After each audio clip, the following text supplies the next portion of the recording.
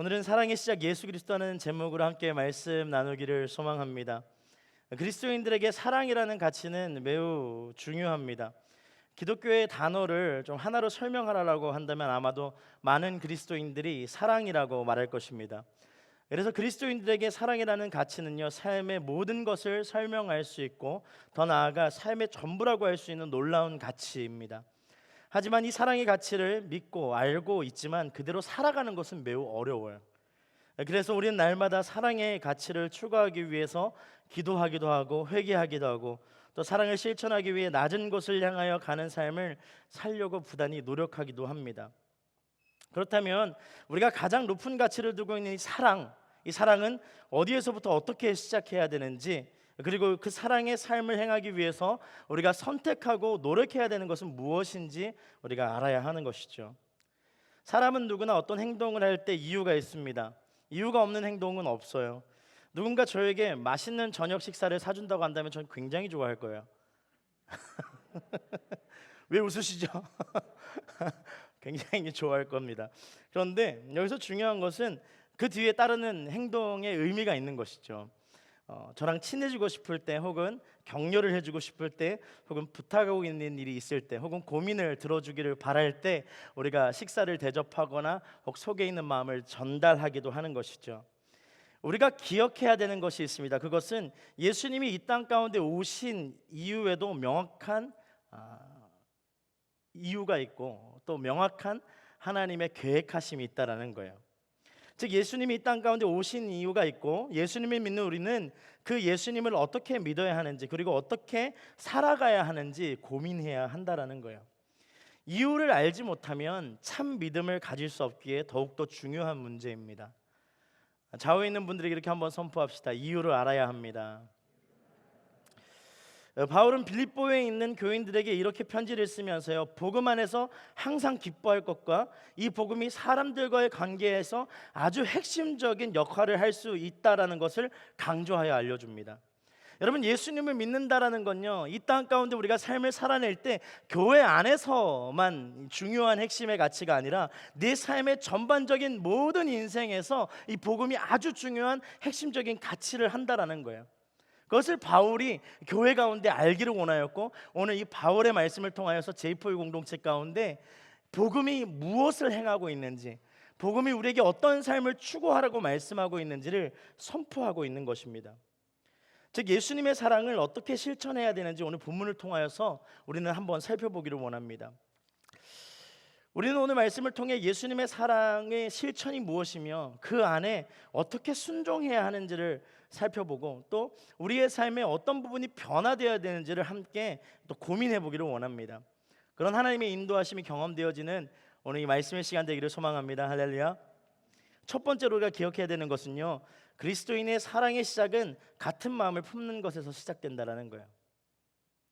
1절과 2절의 말씀을 함께 보겠습니다. 1절과 2절의 말씀입니다. 함께 읽습니다.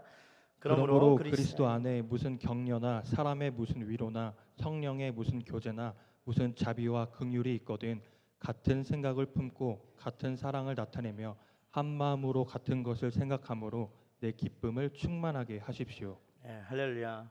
깜짝 놀랐어요. 주님의 음성인 줄 알았어요. 이 말씀을 읽어주시는군요. 감사합니다.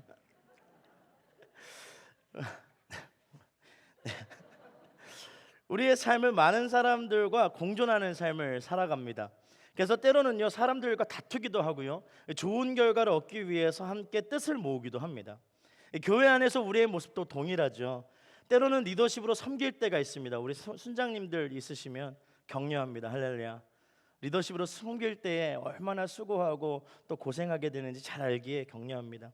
그리고 때로는 팔로워가 되어야 될 때가 있어요. 우리 순원들도 우리 격려합니다. 그죠? 할렐루야. 우리 격려한다고 하니까 순원들이 되게 막 이래요. 왜 순장이 어렵게 합니까? 순장은 순장 나름대로의 열심을 내고 순원은 팔로워로의 열심을 내게 됩니다. 그래서 각자의 은사에 따라 사역도 다양하게 진행하며 나름대로 하나님을 향한 믿음을 가지고 열심히 교회를 사랑하며 섬기는 것이에요. 하나님의 부르심을 따라 우리의 나름의 최선을 다하며 살아가고 있는 것입니다. 1절에 기록된 것처럼 격려하는 일, 위로하는 일, 교제하는 일, 자비와 긍휼을 베푸는 일, 우리에게 주어졌을 때 나름대로 최선을 다하며 순종하며 섬기는 것입니다. 여러분, 빌립보서에 나온 이 빌립보 교회도 동일하게 많은 일들을 진행하게 하며 섬겼습니다. 그런데 그 안에 문제가 일어나기 시작한 거예요. 서로 시기하고 다투며 자신의 주장을 내세우기 시작한 것입니다. 사도 바울은 이런 빌립보 교회를 향하여서 한 마음을 품어야 된다라고 말씀하고 있습니다.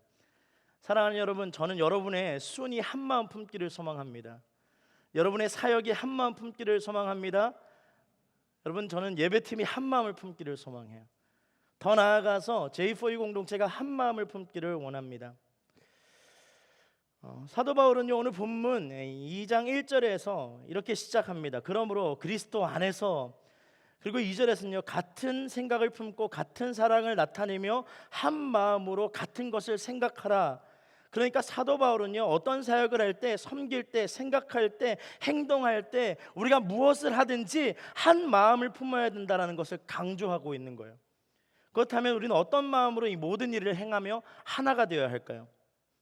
이것을 고민하는 것이 오늘 우리 공동체의 가장 큰 고민거리가 되어야 합니다. 사랑하는 여러분, 그리스도인은 한 마음을 품어야 합니다. 서로가 각자 다른 상황과 환경 속에 각자의 역할을 잘 해내기 위해서 고군분투하면서 살고 있지만, 그럼에도 그 중심을 잃지 않아야 하는 거예요. 이 마음으로. 왜냐하면 그리스도인의 삶은 결과에 있지 않고 과정에 있기 때문입니다.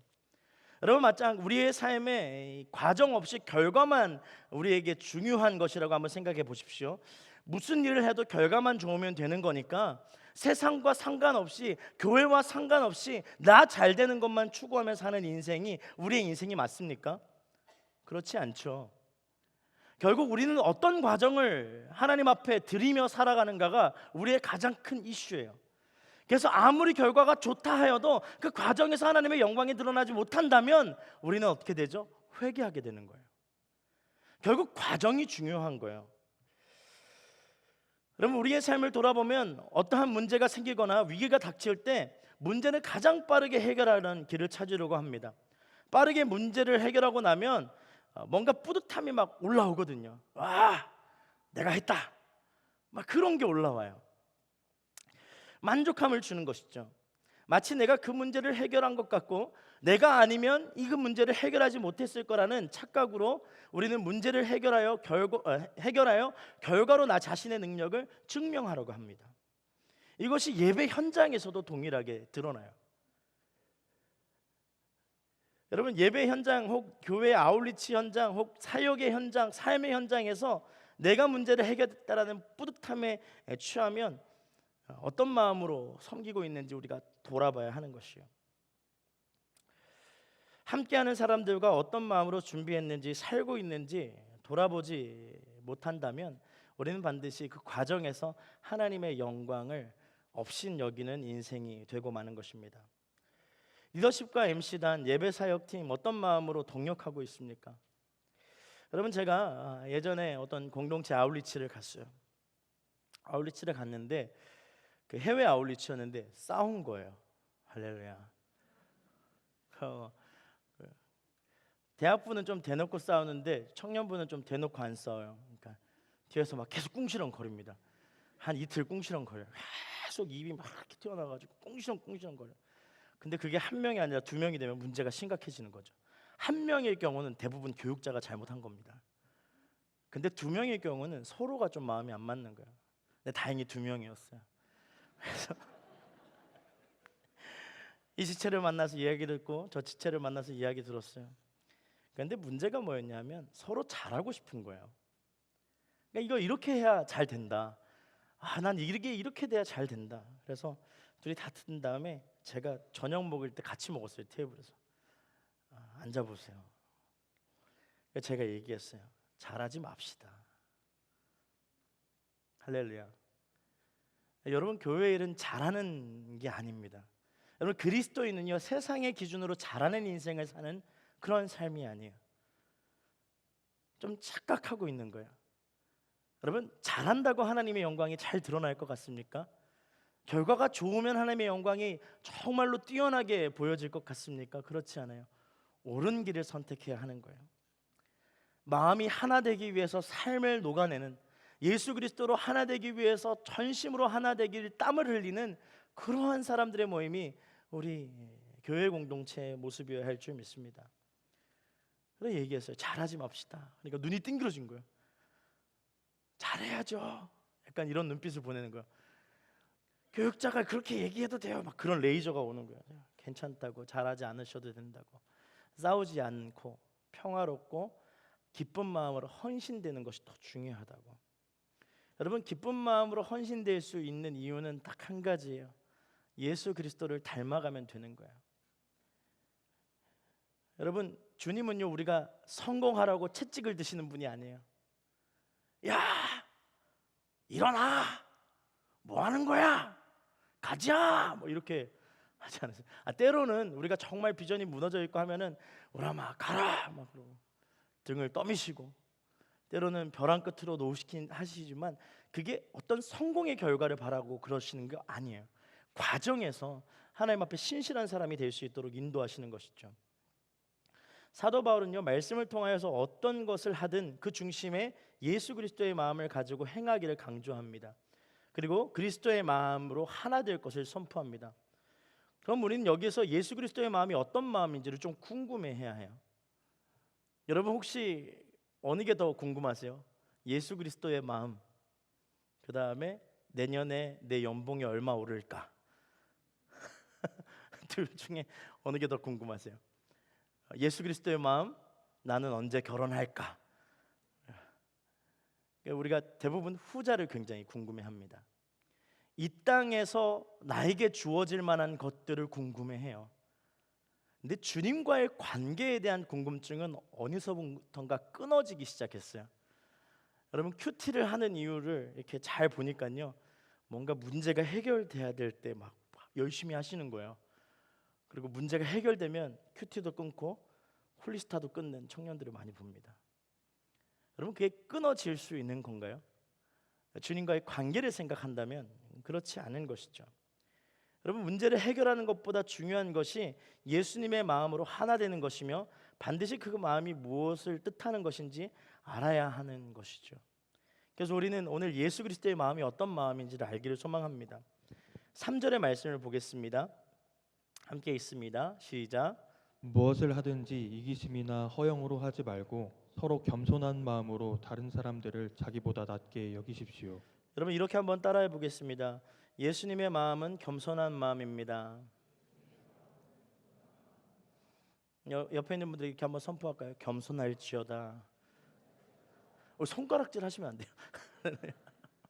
그럼 바울은요, 겸손한 마음을 품으라라고 선포합니다. 우리는 겸손함을 가볍게 생각할 때가 있어요. 그래서 겸손함보다 우월함과 탁월함 혹은 카리스마적인 사람이 되기를 원해요.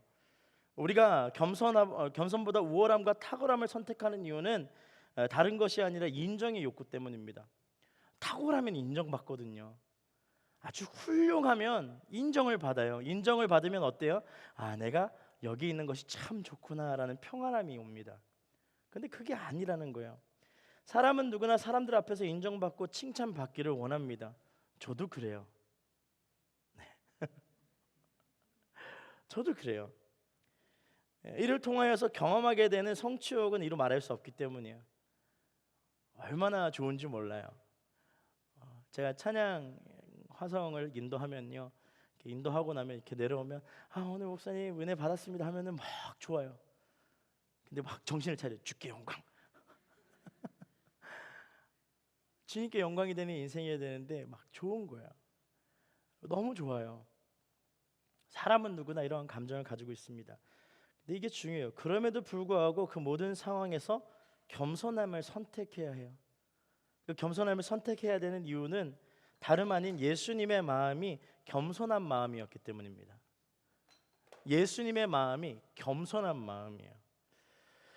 예수님의 겸손은 모든 권세를 내려놓고 이 땅 가운데 오신 사랑의 마음이었고, 더 나아가서 우리가 본받아야 할 가장 소중한 핵심이기도 합니다. 그럼 겸손한 마음을 본받기 위해서 우리가 맞서야 하는 것이 있습니다. 이게 중요해요. 바로 이기심과 허영입니다.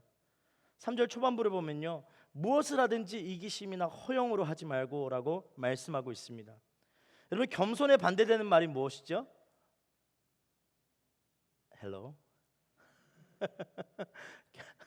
겸손에 반대되는 말이 무엇이죠? 교만이죠. 교만이에요. 이 교만 안에 자리 잡고 있는 핵심적인 마음이 있는데 이게 이기심과 허영이에요. 그러니까 이기심은요, 나 자신의 유익만을 꾀하는 마음을 말합니다. 무슨 일을 하든지 자신만 생각하는 거예요. 그래서 자신의 유익을 위해서 다른 사람과 다투기도 하고요, 자신이 원하는 걸 성취하기 위해서 성취하고 그것을 자랑합니다. 예배를 드려도 자신만 생각해요. 나 힘든 거, 나 어려운 거, 나 좀 이렇게 얘기하는 사람들이 있어요. 여러분 주변에 있는 그런 분들 있다면 정죄하지 마시고 이렇게 받아주셔야 돼요. 그런 사람들이 있어요. 내가 중요한 거예요. 순모임에서도 자신만 생각하는 사람이 있습니다. 어떤 상황에서도 자신만 생각하는 사람이 있어요. 자기밖에 없는 사람이에요. 이기심에 사로잡힌 사람입니다. 이러한 사람이요, 매우 헌신적일 수 있어요. 이러한 사람이요, 매우 성실할 수 있습니다. 하지만 그 중심은 오직 자기밖에 없기에 욕심으로 가득한 섬김과 헌신이 될 수밖에 없어요. 그렇다면 허영은 무엇일까요? 허영은요, 자기 영광에 취하는 사람을 뜻합니다. 실제로는 그 문제를 해결할 능력이 없어요. 자기 영광에 취해서 거들먹거리는 사람을 이야기하는 거예요. 허영은 진실되지 못한 삶을 뜻합니다. 거룩한 척, 열심히 있는 척, 잘하는 척, 이런 척척하는 사람들인데 이 가짜의 삶을 사는 사람을 가리키는 말이에요. 이기심과 허영을 이야기할 때 혹시 우리의 마음이 찔리는 사람이 있습니까? 아마 지금 함께 예배를 드리는 모든 분들 다 조금씩은 마음에 찔림이 있을지 모르겠습니다. 저 또한 이기심과 허영을 이야기하면 내 모습 같다고 느껴지게 될 때가 있어요. 여러분, 이기심과 허영이 없는 사람이 누가 있겠습니까? 사람은 누구나 이기심과 허영이 있습니다. 아주 작은 것도 부풀려서 자랑하기를 원해요. 지난주에 저희 아버지가 이제 칠순이셨어요. 그래서 월요일 날 주일 사역 마치고 월요일 새벽기도 설교하고 아버지 칠순 잔치 해주러 이제 대구에 갔습니다. 근데 이제 대구에 갔는데 칠순 잔치니까 이렇게 보통 이렇게 룸 이렇게 해서 막 이렇게 현수막도 걸고 하잖아요. 이렇게 딱 해놓고 아버지를 딱 모시니까 아버지가 막 어깨가 이렇게 올라가신 거예요. 그리고 고모들이랑 이렇게 오랜만에 만났는데 딱 첫 마디가 우리 아들이 온누리교회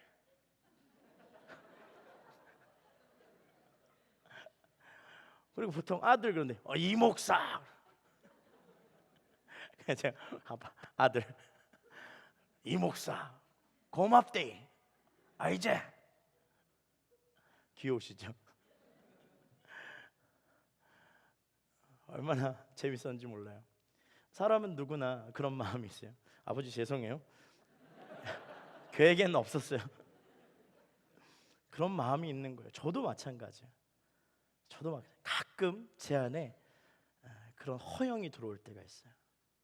여러분 어떻습니까? 여러분 인생에서 그런 마음들에 사로잡혀서 인생을 어떻게 하면 더 성공할 수 있을까?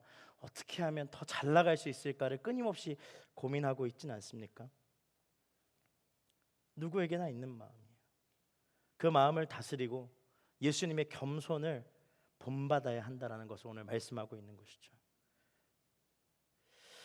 3절 후반부에 그 방법을 이렇게 설명합니다. 겸손한 마음으로 다른 사람들을 자기보다 낮게 여기십시오. 사랑하는 여러분, 겸손한 마음은 다른 사람을 자신보다 더 나은 존재로 여기는 마음에서 시작이 돼요. 겸손은 다른 게 아니에요. 내가 겸손해야지 이게 아니에요. 이건 다 가짜예요. 내가 겸손해야지 아니야. 저 사람이 나보다 탁월하구나. 저 사람이 나보다 더 많은 것을 알고 있구나. 저 사람이 나보다 더 좋은 올바른 하나님의 선택을 하고 있구나. 그걸 진심으로 느낄 때 우리는 겸손의 마음이 시작되는 것입니다.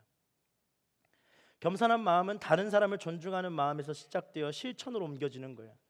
사도 바울은 그 겸손한 마음이 교회 안과 밖에 모든 그리스도인의 삶에 품어지기를 바라고 원했습니다. 겸손한 마음은 자기 희생적 사랑을 실천할 때 우리 가운데 다가오는 것이죠. 여러분, 자기 희생적 실천이라고 했을 때 어떤 걸 먼저 생각하시나요? 가장 중요한 마음은 내게 주어진 것이 내 것이 아님을 인정하는 마음이에요. 이때 비로소 자기 희생적 삶이 나옵니다.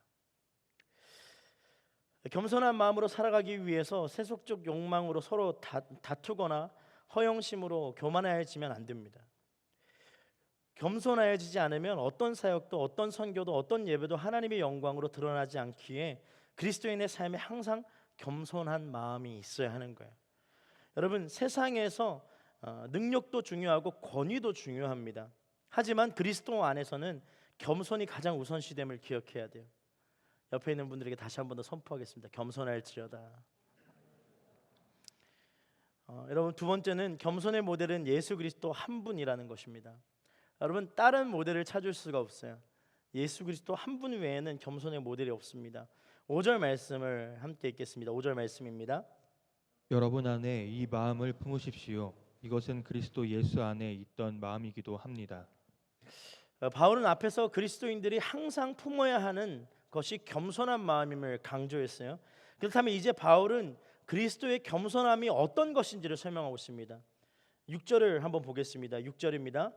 그분은 본래 하나님의 본체셨으나 하나님과 동등됨을 기득권으로 여기지 않으시고. 아멘. 그러면 사도 바울은요, 예수님의 겸손을 설명하기 위해 본래 예수님이 어떤 존재였는지를 알려줍니다. 예수님의 본래 형상은 하나님과 같은 분이셨습니다. 그러니까 그것을 기득권으로 여기지 않으셨다라고 기록해요. 즉 모든 것을 창조하신 하나님의 아들로 이 땅 가운데 모든 것을 통치하시고 다스렸었던 예수 그리스도께서 모든 고난을 우리를 위하여 내려놓고 이 땅 가운데 오신 거예요. 그 겸손의 모습은 조금 더 구체적으로 살펴보기를 원합니다. 우리가 주 안에서 본받아야 할 겸손의 그 첫 번째 모습은요, 스스로 선택한 겸손이에요. 스스로 선택해야 돼요. 여러분, 겸손해지기를 강요받거나 어떤 누구에 의하여서 겸손한 척하지 않아야 합니다. 스스로 선택해야 돼요. 예수님의 겸손은 강요되거나 억압 가운데 강압적으로 마지못해서 선택한 겸손이 아닙니다. 예수님은 모든 것을 누리고 모든 것을 행하실 수 있는 하나님의 아들이시고 또 지금도 온 천지 만물을 다스리시는 분이에요. 하지만 예수님은 그 모든 것을 스스로 내려놓으시고 이 땅 가운데 오셔서 하나님의 사랑의 첫 열매가 되어 주신 것입니다. 사랑하는 여러분, 우리의 겸손은 다른 사람에 의하여서 강요되는 것이 아닙니다. 우리는 우리의 삶을 돌아보아 스스로 겸손하여지기를 선택해야 합니다. 수많은 사람들이 더 높은 곳, 더 위대한 곳을 향하여 갈 때 우리는 등을 돌려서 주님께 걸어가신 그 발자취를 따라가며 낮은 곳을 향하여 가야 하는 거예요. 사랑하는 여러분, 여러분은 예수님의 십자가의 보혈로 구원을 받은 것을 믿습니까? 그리고 예수님과 동행하며 예수님의 발자취를 따라가는 인생으로 살 것을 고백하십니까? 그렇다면 우리는 주님이 걸어가신 길을 따라가 기쁨으로 나아가야 합니다. 어렸을 때 필리핀에서 11년을 살았어요. 선교사님들을 도와드리는데 토요일마다 그 쓰레기장을 갔습니다. 스모키 마운틴이라고 해서요. 양재도 정도 사이즈 되는 곳인데요. 쓰레기 매립장인데 모든 쓰레기가 다 와서 거기에 이제 매립이 돼요. 근데 그게 이제 마운틴이라고 얘기하거든요. 산처럼 큽니다. 굉장히 큰데 멀리서 보면 구멍이 송송송송 나 있어요. 산 중간 중간에. 거기 잘 들어갔다 보면 그게 집이에요. 쓰레기 더미 안에서 이제 굴을 팔고 거기에서 이제 먹고 자고 하는 거예요. 근데 이 친구들이 먹는 음식이 무엇이냐면 그냥 쓰레기를 먹어요. 그러니까 필리핀은 보통 한 32도 정도 됩니다. 그러니까 음식물이 얼마나 빨리 썩는데 그걸 그냥 먹는 거예요. 이게 먹으니까 이 아이들이요, 이렇게 가장 그 독성이 쉽게 전달되는 게 눈이에요. 그래서 눈이 이제 한쪽 눈이 회색으로 이제 되고 조금 지나면 또 한쪽 눈이 멀게 돼요. 그리고 그 친구들이요, 이제 그 타이어를 태워서 그 안에서 구리를 캐기도 하고요. 컴퓨터 자재에서 태워서 구리를 캐서 팔기도 합니다. 그러니까 항상 불을 떼는 거예요. 그래서 토요일 날 가면 아이들이 이제 얼굴이 시꺼매서 와요. 코랑 눈이 그냥 구멍만 나 있고 이렇게 새까매요. 그러니까 그 매연을 마시니까 이제 수명이 굉장히 짧습니다. 근데 그 친구들을 이제 한 6년 정도 매주 만난 거예요. 여러분, 제가 토요일 날 얼마나 놀고 싶었겠어요. 근데 이제 그때는 몰랐어요. 어머니가 굉장히 강조하셨습니다. 가야 된다. 엄마가 따갈로그를 못하니까 네가 가야 된다. 그러니까 저도 모르게 가서 뭐 아침에 이제 가서 토요일 날 이제 아이들 모으려고 그러면 찬양하면 금방 모여요. 그래서 마할나 마할 기따빵이 논 그런 노래가 있어요. 사랑해 사랑해 주님 사랑해 하면 막 애들이 와요. 에또앙아라오 에또앙아라오 나낭조스 이날은 하면 막 와요. 오면 친구들이 있는데 저희 어머니가 이제 미용 선교를 하셨어요. 미용사 자격증이 있으셔서 미용 선교를 하면 바리깡에 이제 이렇게 밀다가 보면 이가 껴요. 이렇게 타닥타닥 하면서 터집니다. 그리고 어머니가 정말 미용을 많이 할 때는 한 80명 정도를 깎았어요. 그리고 80명을 깎는 거면 미용을 하시는 분들 아실 텐데 거의 불가능한 일이야. 근데 왜 가능했냐면 이 필리핀 친구들이 다 빡빡머리를 좋아해요. 그러면 빡빡머리가 따갈로로 깔보거든요. 깔보 그러면 오케이. 머리 깎으시면서 기도하는 거예요. 그럼 저는 그때 알았어요. 아, 내가 친구들과 노는 것보다 선교지를 선택하는 것이 인생에 참 행복을 느낄 수 있는 하나님의 섬김의 자리구나. 여러분 놀라지 마세요. 그때 저희 집이요 굉장히 힘들었을 때입니다. 차비를 겨우 구해서 가는 거예요. 가서 섬기고 나면 큰 기쁨을 얻는 것이죠. 돌아올 때 얼마나 감사하면서 돌아오는지 몰라요. 여러분 낮은 곳을 선택한다라는 것, 섬김의 자리를 선택한다라는 것은 세상이 줄 수 없는 기쁨을 경험하는 자리인 것입니다. 여러분 우리가 여름 아울리치를 기다리는 이유는 무엇입니까? 내가 세상에서 얻지 못하는 기쁨을 언제 얻는 거예요? 아울리치를 통하여 얻을 수 있기 때문입니다. 사랑하는 여러분, 저는 여러분의 인생이 매일이 아울리치와 같은 기쁨을 누릴 수 있는 삶이 되기를 축복합니다. 저는 J4U 모든 공동체 청년들이 그렇게 하나님 앞에 헌신되고 겸손을 선택할 수 있는 믿음의 사람들로 성장되기를 소망합니다. 두 번째 7절의 말씀 한번 보겠습니다. 7절 말씀입니다. 시작. 오히려 자신을 비워 종의 형체를 가져 사람의 모양이 되셨습니다. 두 번째 예수님의 겸손은요 자신을 비우는 겸손이에요. 사도 바울은 예수님이 자신을 비워 종의 형체를 가져 사람의 모양이 되셨음을 선포하며 예수님이 스스로 인간이 되시기 위하여서 자기의 영광과 권세, 통치와 주권 모든 것을 내려놓는 겸손을 설명하고 있습니다. 그럼 예수님이 자신을 비워 인간과 동일하게 되신 이유가 무엇일까요? 하나님의 피조물인 인간을 더 알기 위해서입니다. 예수님은 우리를 알기 원하세요. 우리와 함께 하기를 스스로 선택하셨습니다. 예수님은 우리와 같은 인간이 되기 위해서 자신의 모든 것을 비우셨어요. 예수님을 따르는 그리스도인의 삶에 비움의 삶이어야 합니다. 채우는 삶이 아니어야 돼요. 반드시 비워져야 합니다. 예수님을 따르는 자신을 비운다면 우리는 다른 일과 함께 살 수 있게 됩니다. 비우지 않으면 안 돼요. 채움의 삶이 아니라 비움의 삶이라는 것을 기억할 수 있기를 소망합니다. 비워내면 비로소 보이는 이웃들이 있습니다. 채우려고 하면 짓밟아야죠. 반드시 내 것이 되어야 된다라고 생각하면 일단은 꺾고 봐야 되는 거잖아요. 중요한 것은요, 우리가 비워낼 때 우리 안에 하나님의 사랑으로 채워지기 시작한다는 거예요. 비워내면 비로소 보이는 하나님의 채우심이 있는 거예요. 여러분 비움은 우리와의 공감의 사역입니다. 예수 그리스도가 자신에게 모든 것을 비워 우리에게 오셨을 때 우리와 공감하신 거예요. 우리와 함께 하신 거예요. 여러분 사람들은 그런 얘기를 합니다. 예수님이 나를 구원하시는 장면을 좀 이렇게 생각해 보면 아주 큰 웅덩이에 제가 빠진 거예요. 여러분이 빠졌다고 생각해 보십시오. 빠졌는데 기도하는 거예요. 예수님 좀 도와주세요. 도와주세요 하면은 그 웅덩이로 예수님의 큰 손이 내려와 나를 붙잡아 땅 위로 올리시는 장면을 생각할 거예요. 근데 그렇지 않아요. 예수님이 이 땅 가운데 오신 건 어떤 거냐 하면 큰 웅덩이에 우리가 빠졌어요. 그럼 예수님이 그 웅덩이로 들어오시는 거예요. 들어오셔서 가장 먼저 무엇을 하시냐 하면 괜찮니라고 물어보세요. 괜찮니? 얼마나 올라가고 싶었으면 막 이 손톱이 다 나갔을 거 아니에요. 손 좀 보자. 그리고 그걸 치유하시는 거예요. 밴드도 붙이시고 연고도 발라주시고 그리고 충분히 위로하시고 그 상황을 다 들으신 후에 무엇을 하시냐면 자신의 등을 기꺼이 우리를 위하여 내어주시는 거예요. 밟고 올라가라고. 여러분 그것이 예수님의 사랑이에요. 여러분, 자신의 기득권을 우리를 위해 온전히 버리신 그 사랑, 여러분, 우리도 세상을 위하여 우리의 기득권을 온전히 버릴 수 있어야 돼요.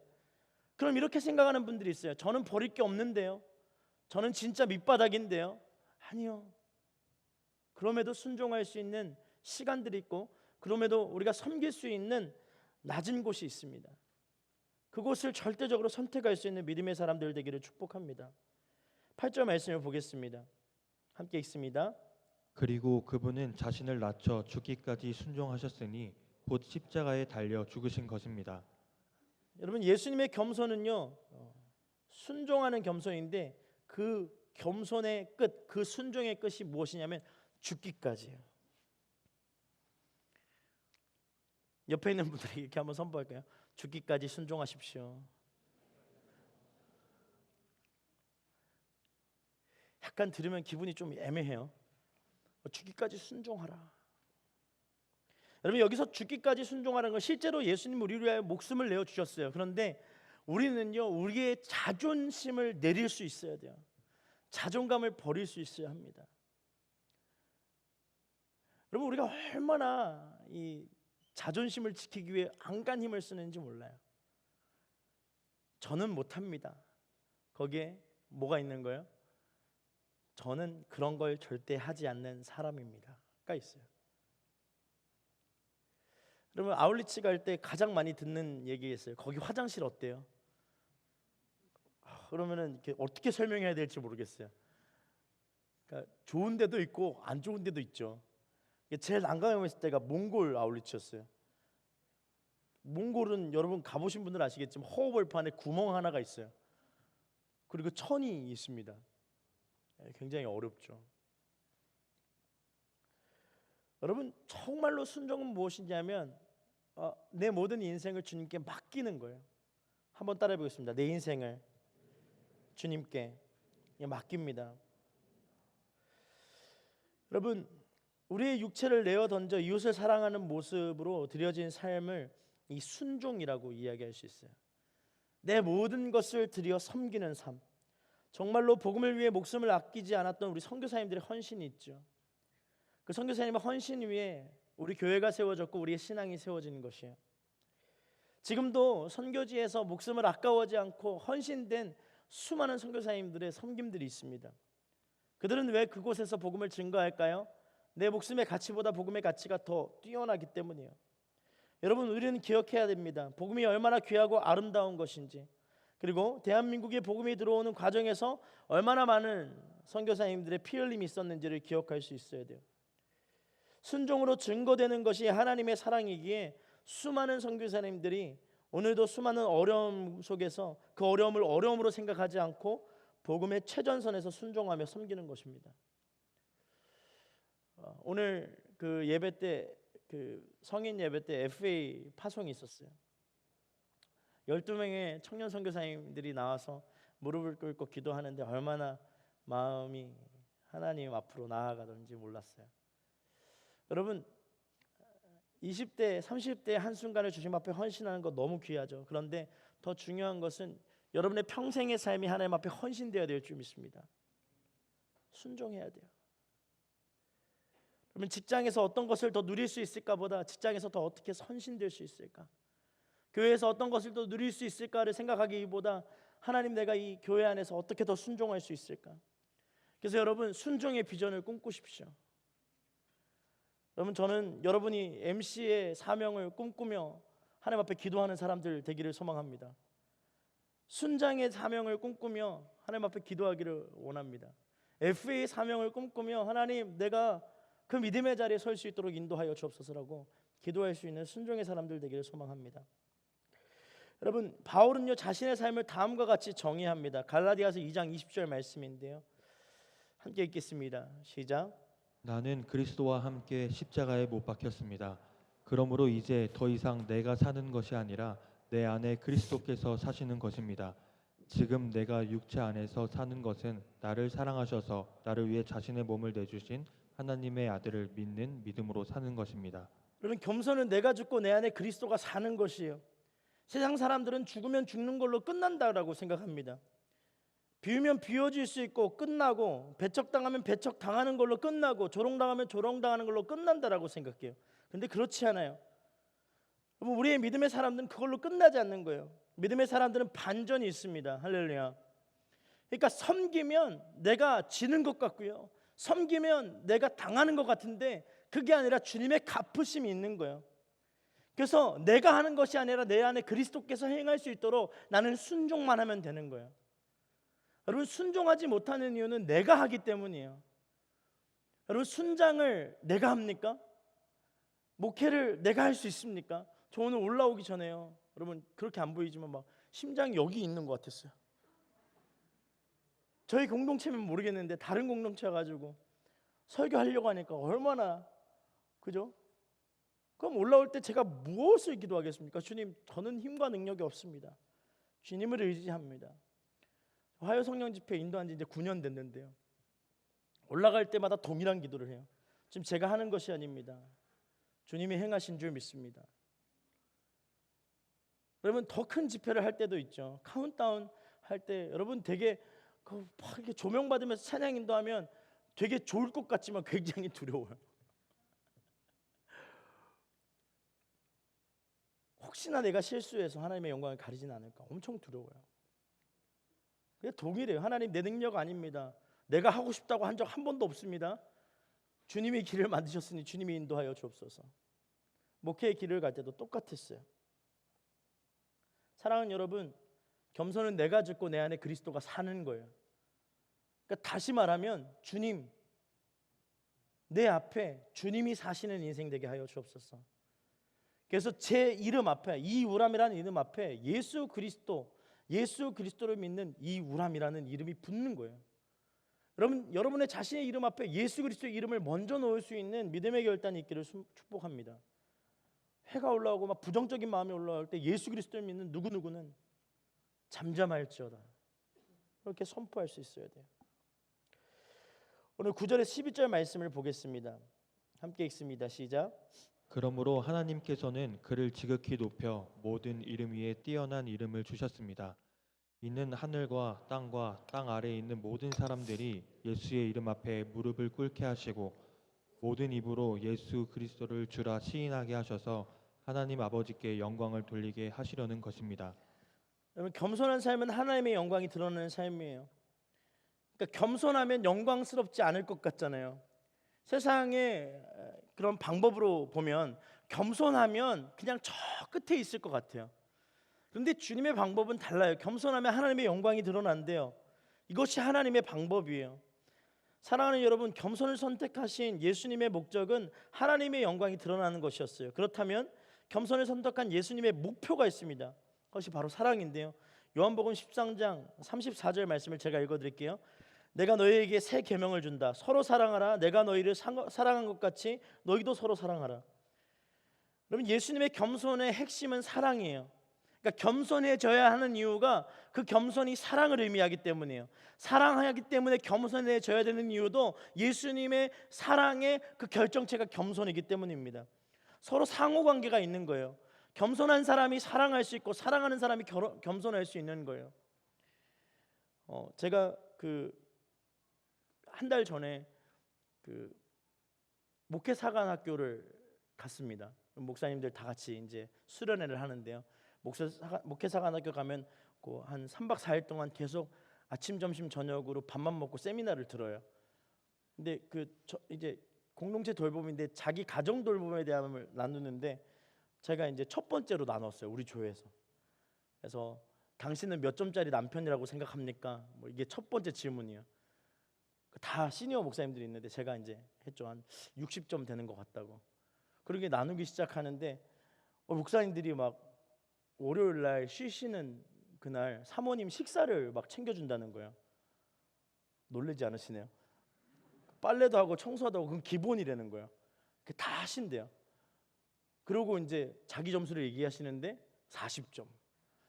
저는 망한 거죠. 근데 더 놀란 거는 저희 아내가 그 얘기를 했거든요. 바로 전날이었어. 들어가기 바로 전날인데, 오빠 나는 엉덩이가 가벼운 남자랑 결혼했으면 좋았을 뻔했어, 이렇게 얘기하는 거예요. 제가 하도 앉아 있으니까 그런 거예요. 그러고 나서 제가 회개했어요. 회개해서 엉덩이가 가벼워지기 시작했어요. 이제 아내가 그래요. 좀 제발 앉아 있으라고. 좀 쉬고 싶은데 막 옆에서 청소기 막 돌리고 있는 거예요. 눈치가 없는 거죠. 할렐루야. 형제들이 이래서 힘들어요. 센스도 있어야 되고요. 엉덩이도 가벼워야 되고 어렵습니다. 근데 중요한 것은요. 사랑하니까 섬기는 거예요. 사랑하니까 겸손을 선택하는 거예요. 겸손한 삶을 선택하고자 사랑하는 거예요. 이것을 뗄래야 뗄 수가 없는 것입니다. 세상이 말하는 겸손은요, 겸손함을 빙자한 자기 자랑 혹 자기 만족, 탐욕을 감추기 위한 수단으로 사용될 때가 많이 있습니다. 그러나 예수님의 겸손은요, 자신의 모든 것을 내어주고 우리와 공감하며 목숨까지 아끼지 않으신 겸손으로 드러난 하나님의 사랑인 거예요. 이러한 겸손의 모습을 우리가 본받아야 합니다. 그런데 잘 되지 않아요. 뭔가 손해보는 것 같고 뭔가 세상을 뒤처지게 살아가는 것 같아요. 겸손의 길을 포기하고 나의 길을 개척하며 주님의 도우심이 나의 계획 가운데 있기를 원하고 바랄 때가 참 많이 있습니다. 그래서 많은 크리스천 청년들이요, 기도가 너무나도 나 중심적인 기도뿐인 허공에 외치는 기도가 될 때가 많아요. 주님 이거 응답해 주셔야죠. 저거 응답해 주셔야죠. 물론 기도할 때 간구하는 것 너무 중요합니다. 그런데 여러분, 사랑을 실천하고자 하는 그 기도의 제목들은 다 어디에 가셨나요? 여러분, 공동체를 사랑하십니까? 이 아멘이 이렇게 안 나오면 송동주 전사님 전화해야 되겠네. 그럼 다시 한번 물어보겠습니다. 여러분, 공동체를 사랑하십니까? 그럼 제가 물어보겠습니다. 공동체를 위해서 기도하십니까? 몇 분 계세요. 할렐루야. 여러분, 그러면은 여러분의 순원들의 기도 제목을 알고 날마다 기도하십니까? 이게 중요해요. 겸손은요, 내 것을 채우는 것에서 벗어나야 돼요. 하나님, 죽기까지 순종하셨던 예수 그리스도의 사랑으로 내가 내 이웃을 사랑하기를 원합니다. 그 마음이 순종의 마음의 시작인 것이에요. 근데 여러분, 예수님이 죽기까지 순종함으로 사랑한 그 사랑의 끝이 어떤 것이 있냐 하면 9절 말씀 보니까요, 하나님께서 그를 지극히 높여 모든 이름 위에 뛰어난 이름을 주셨다라는 거예요. 그리고 10절 보니까요, 하늘과 땅과 땅 아래에 있는 모든 이름이 예수의 이름 앞에 무릎을 꿇고, 11절에는요, 그 모든 입이 예수 그리스도를 주라 시인하게 하셨다. 할렐루야. 겸손의 결과는 망해야 되는 게 정상이죠. 겸손하면 우리는 망한다라고 생각해요. 그런데 성경을 보니까요, 예수 그리스도의 겸손이 하나님의 영광으로 드러나기 시작해요. 여러분, 예수님의 시대로 조금 우리가 생각을 한번 돌이켜봤으면 좋겠어요. 예수님이요, 십자가에 못 박혀 죽으신 게 세상의 눈으로 봤을 때 성공이었을까요? 실패였을까요? 실패죠. 당시에 사용하는 가장 최악의 사형 틀 위에서 예수님은 죽으셨어요. 그건 세상의 눈으로 봤을 때예요. 근데 하나님의 눈으로, 믿음의 눈으로 바라보면 그것은 구원의 유일한 길인 거예요. 십자가의 사랑 이외에는 우리가 하나님께로 나올 수 있는 방법이 없었기에 하나님께서 예비하신 가장 중요한 통로의 역할로 십자가를 지시고 죽기까지 순종하신 거예요. 죽기까지 순종하신 거예요. 그것을 우리는 사랑이라고 기억하고 표현합니다. 자, 그럼 제가 여러분들에게 다시 한 번 더 질문하겠습니다. 여러분, 순종하십시오. 겸손하십시오. 여러분이 알고 있는 사랑의 실체가 순종이라는 것을 기억해야 돼요. 여러분이 알고 있는 그 사랑의 실체가 겸손임을 기억해야 돼요. 나 잘났다라는 걸 표현하고, 주님 나 연약하니까 좀 사랑해 주세요. 아니요, 겸손이 있어야 하나님을 만날 수 있는 거예요. 겸손이 있어야 하나님을 예배하는 것입니다. 내가 살기 위해서 남을 짓밟는 자가 되지 않기를, 나의 풍족함을 위해서 다른 사람의 것을 빼앗지 않는 그런 사람이 되기를 결단해야 돼요. 내가 생각하고 바라는 나의 영광을 위해 예수님의 이름을 팔지 말아야 합니다. 내가 죽고 그리스도가 사는 삶, 이웃을 위해 나의 것을 비워내고 나누어주는 인생, 더 낮은 것을 선택하여서 예수님의 발자취를 따르는 그 겸손, 바로 사랑입니다. 로마서 12장 16절에서 20절 말씀에 이렇게 기록합니다. 제가 읽어드릴게요. 서로 마음을 같이하고 교만한 마음을 품지 말며 오히려 비천한 사람들과 사귀고 스스로 지혜 있는 채 마십시오. 아무도 악을 악으로 갚지 말고 모든 사람 앞에서 선한 일을 힘써 행하십시오. 여러분이 할 수 있으면 모든 사람들과 평화롭게 지내십시오. 사랑하는 형제들이여, 여러분이 스스로 원수를 갚지 말고 하나님의 진노하심에 맡기십시오. 기록되기를 원수 갚는 것이 내게 있으니 내가 갚아주겠다라고 주께서 말씀하십니다. 내 원수가 굶주려 있으면 먹이고 목말라 하면 마실 것을 주라. 이로써 내가 그의 머리 위에 숯불을 쌓을 것이다. 악에 지지 말고 선으로 악을 이기십시오. 여러분, 우리가 왜 겸손을 선택하지 못합니까? 나의 탐욕이 혹 나의 이기심이 자꾸 나의 눈을 가리기 때문이에요. 겸손을 선택하면 하나님이 그 모든 것을 더하여 이끄심을 믿어야 해요. 그래서 겸손한 사람이 되기 위해서 믿음이 필요한 거예요. 하나님이 내 인생을 갚으시고 인도하신다는 확고한 믿음이 있어야 돼요. 그래야 겸손할 수 있어요. 여러분, 악을 갚는 일은 주님이 하십니다. 할렐루야. 원수 갚는 일은 주님이 하세요. 그래서 예수님이 명령하시는 거예요. 내 이웃을 내 몸과 같이 사랑하라. 그것이 우리에게 주어진 유일한 명령이에요. 근데 왜 자꾸 원수를 갚으려고 하십니까? 왜 자꾸 내 스스로 원수를 갚아야 된다라고 착각하십니까? 뭐가 그렇게 불편하세요? 뭐가 그렇게 더 잘나야 된다라고 착각하게 합니까?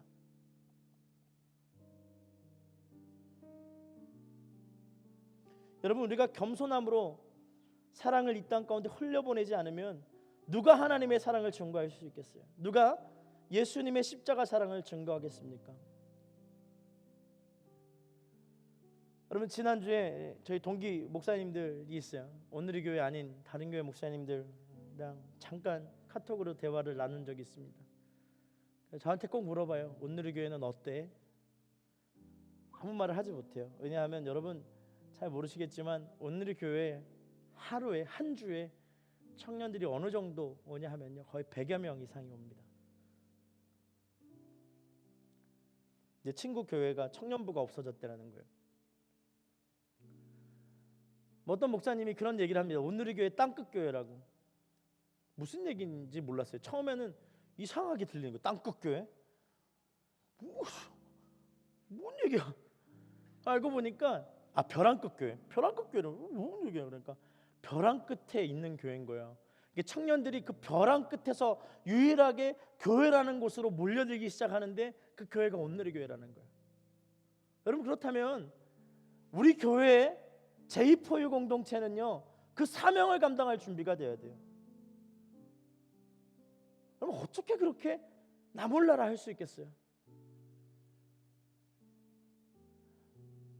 여러분, 정말로 그 마음을 품을 수 있는 믿음의 사람들 될 수 있기를 축복합니다. 모른 채 할 수 없는 거예요. 여러분, 회사에 복음이 필요한 사람 있습니까? 없다고 당당하게 얘기할 수 있는 분 한번 손 들어보세요. 제가 다른 회사 소개시켜 드릴게요. 근데 왜 회사에서 자꾸 상처만 받으세요? 그렇게 상처를 받을 일이 많습니까? 많을 수 있어요. 근데 중요한 건 사랑하는 자로 하나님 보내주신 거예요. 할렐루야. 여러분, 그 사람들의 기도 제목을 듣고 기도하는 자로 우리를 보내주신 거예요. 복음이 필요한 곳에 우리를 보내신 거예요. 여러분, 여러분의 가정은 어떻습니까? 여러분의 가정에도 복음이 필요하지 않습니까? 정말로요? 우리 아버지 장로님이시고 어머니 권사님이시니까 복음이 필요하지 않습니까? 전 날마다 느껴요. 저희 아버지 장로님이고 어머니 권사님이신데 주님, 복음이 필요합니다. 왜요? 끊임없이 자기가 원하는 가치관을 내세우기 시작해요. 우리의 대화에 어떤 예수 그리스도의 사랑도 없을 때가 많습니다. 그럼 여러분의 숨 모임은 어떻습니까? 여러분의 순모임에 복음이 필요 없습니까? 정말요? 정말 그렇습니까? 그 순모임에 복음을 전하는 자로 하나님 우리를 보내신 줄 믿습니다. 우리 제이포유 공동체도 마찬가지. 이 공동체 안에 복음의 역사가 일어나기를 축복합니다. 주님의 사랑의 역사가 흘러가는 아름다운 공동체 되기를 소망합니다. 여러분 선택하십시오. 주의 겸손을 선택하고 주의 사랑을 선택할 수 있는 믿음의 사람들 되기를 소망합니다. 여러분 오늘 우리는 겸손한 마음에서 시작된 예수님의 사랑을 함께 살펴봤어요. 우리의 삶에 하나님의 영광이 남기를 결단해야 합니다. 우리의 삶의 이유가 예수 그리스도가 되기를, 내 삶의 목적이 하나님의 영광이 되고 내 삶의 목표가 예수 그리스도의 겸손한 사랑 되기를 함께 기도해야 될 줄 믿습니다. 오늘 시간 그 사랑을 온전히 깨닫고 하나님을 선택하고 하나님을 향하여 나아가기를 간절히 소망하시는 분들은 다 같이 자리에서 일어나서 이 찬양의 고백으로 함께 찬양하며 나아갑시다. 빛으로 임하신 주, 빛으로 임하신 주, 나의 어둠을 비추시네. 내 안에 연약함 모두 씻어주시고 나를 귀히 여기사 안으시네. 내 삶에 임하신 주, 모든 두려움 덮으시네. 주 나의 모든 것, 주 나의 모든 것 주님만 의지하리. 눈을 들어 주님만 바라보리. 주님을 예배하는 것, 주님을 기뻐하는 것, 나의 마음과 뜻 다해 주님도 알기 원하네. 주님을 사랑하는 것, 주님을 갈망하는 것, 나의 유일한 소망이라.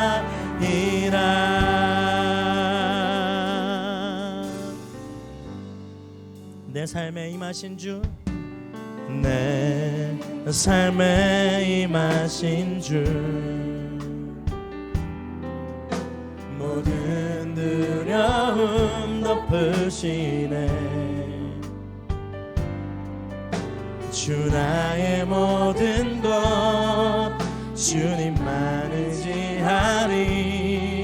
눈을 들어 주님만 바라보리.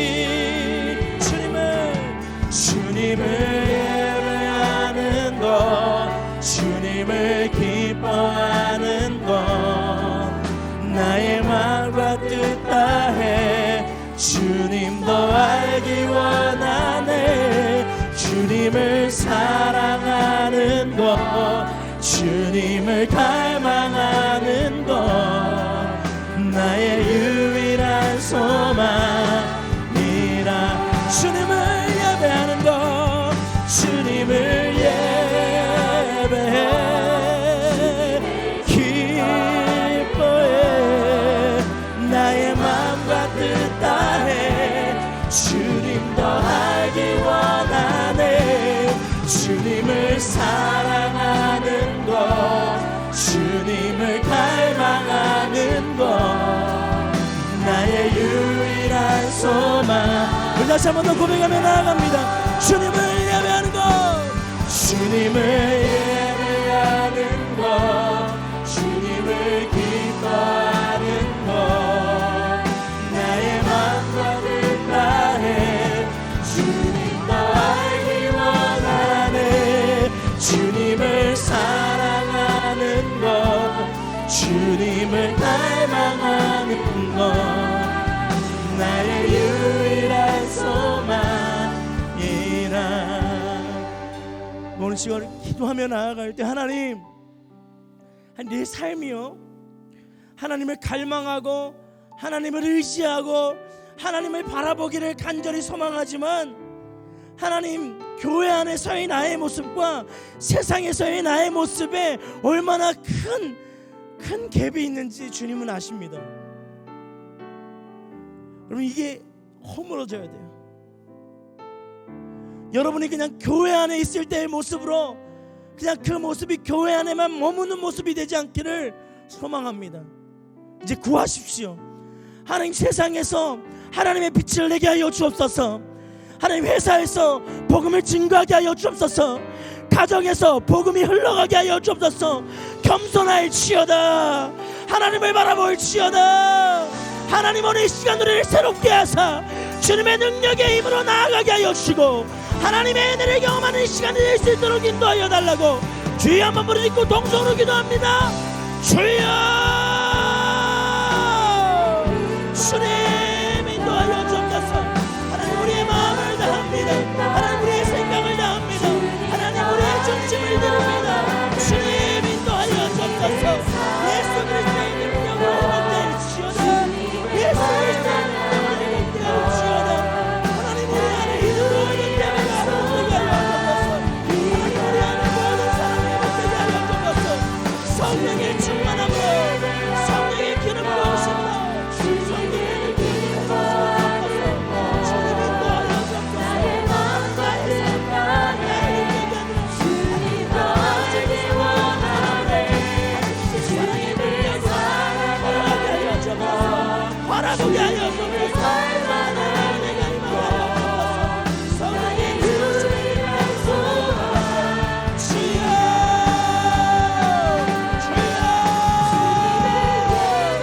주여, 강력하게 붙잡아 주옵소서. 강력하게 붙잡아 주옵소서. 강력하게 붙잡아 주옵소서. 주님의 사랑 예수 그리스도의 이름으로 끊어질지어다.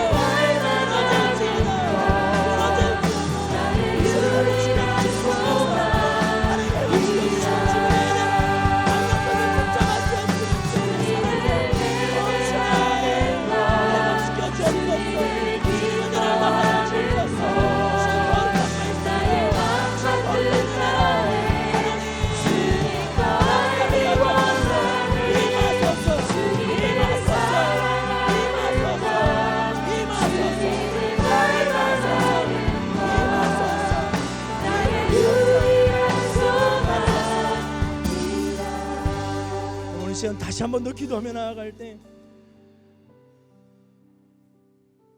여러분의 교만을 인정하십시오.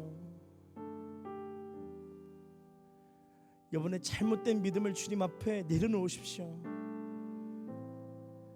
겸손함을 선택하지 않는 사랑은 없고요, 사랑한다 고백하면서 겸손해지지 못한다면 예수 그리스도를 닮은 사랑은 아닌 거예요. 그럼 무엇이 그렇게 여러분을 힘들게 합니까? 내가 죽고 내 안에 그리스도가 살아야 되는데 왜 자꾸 내가 살아서 역사하는 것처럼 착각합니까? 오늘 시간 두 손을 하늘 위로 들고 기도합시다. 주님, 오늘 이 시간 나의 삶 가운데 임하여 주옵소서. 나의 삶 가운데 임하여 주옵소서. 하나님, 내 안에 있는 모든 분노가 모두 사라지게 하여 주옵소서. 내 안에 있는 모든 근심과 걱정이 사라지게 하여 주옵소서. 하나님, 내 안에 해결되지 않은 이 죄의 문제가 예수 그리스도의 이름 앞에 회복되게 하여 주옵소서. 주의 보혈로 덮어 주옵소서. 주의 긍휼로 덮어 주옵소서. 은혜로 임하여 주옵소서. 두 손을 높이 들고 주여 세 번 부르짖고 통성으로 기도합니다. 주여, 주여, 주여,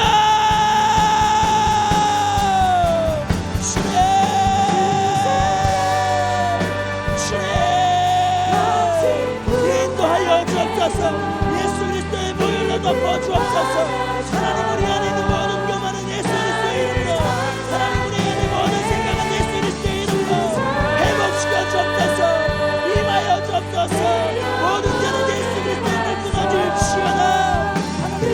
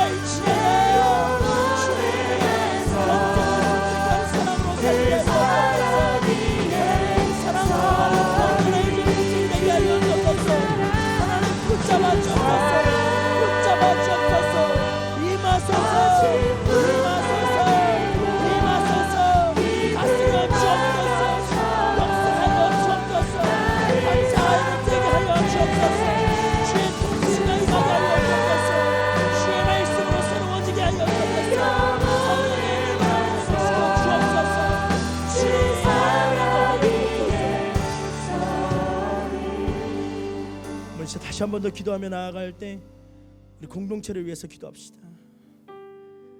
하나님, 이 공동체가 하나님의 사랑으로 거듭나게 하여 주옵소서. 하나님의 사랑으로 반응하는 공동체 되게 하여 주옵소서. 또 하나님, 우리가 제2포유 공동체를 사랑할 수 있는 믿음의 사람 되게 하여 주옵소서. 그리고 공동체를 사랑하는 것은 예수 그리스도를 사랑하는 거예요. 그리고 공동체를 위하여 헌신되는 건 예수 그리스도를 위한 헌신입니다. 여러분, 왜 그렇게 불편함이 많으세요? 뭐가 그렇게 여러분을 불편하게 합니까? 왜 공동체를 사랑하지 않고 왜 공동체를 위하여 기도하지 못합니까? 왜 여기 안에서 누리려고 하십니까? 섬기기 위하여 하나님 불러주셨는데. 할렐루야. 하나님, 우리 제2포유 모든 시작과 끝을 주님 앞에 맡겨드립니다. 하나님, 믿음의 공동체 되게 하여 주옵소서. 복음의 공동체 되게 하여 주옵소서. 사랑의 공동체 될지어다. 모든 불평과 불만은 예수 그리스도로 떠나갈지어다. 주의 능력으로 회복시키시고 성령의 능력으로 임하사 하나님의 은혜가 머무는 공동체 되게 하여 달라고 주여 세 번 부르짖고 동성으로 기도합니다. 주여, 주여, 주여. 주님 인도하여 주시고 도와주옵소서. 하나님이 제2포유가 하나님의 사랑과 하나님의 은혜를 회복되게 하여 주옵소서. 하나님이 안에 하나님을 사랑하고자 하는 마음들이 하나님의 능력 회복되게 하여 주옵소서. 주님 역사하여 주옵소서. 붙잡아 주옵소서. 이 공동체가 예수 그리스도의 모여서 이 공동체가 주의 말씀으로 거듭나게 하여 주옵소서. 말씀으로 새롭게 변화되게 하여 주옵소서. 주의 사랑으로 거듭나게 하여 주옵소서. 예수 보혈로, 예수의 능력으로, 예수의 은혜로 임하소서, 임하소서, 임하소서, 임하소서. 주님 사랑하는 은혜가 흘러가게 하여 주옵소서. 믿음의 은혜가 흘러가게 하여 주옵소서. 성령의 능력의 말씀 흘러가게 하여 주옵소서. 주님 사랑하는 마음, 섬기는 마음, 하나님 앞에서 헌신된 마음들이 다시 한 번 더 일어나 주님을 바라보게 하여 주고 주님을 향한 마음이 될 수 있도록 주님 회복시켜 주옵소서. 은혜를 부어 주옵소서. 하나님 헌신되게 하여 주옵소서. 겸손한 마음으로 하나님을 향하게 하여 주옵소서. 주여, 주여, 주여, 주여. 인도하여 주옵소서. 붙잡아 주옵소서. 주 역사하여 주옵소서. 성령의 충만함으로, 성령의 능력으로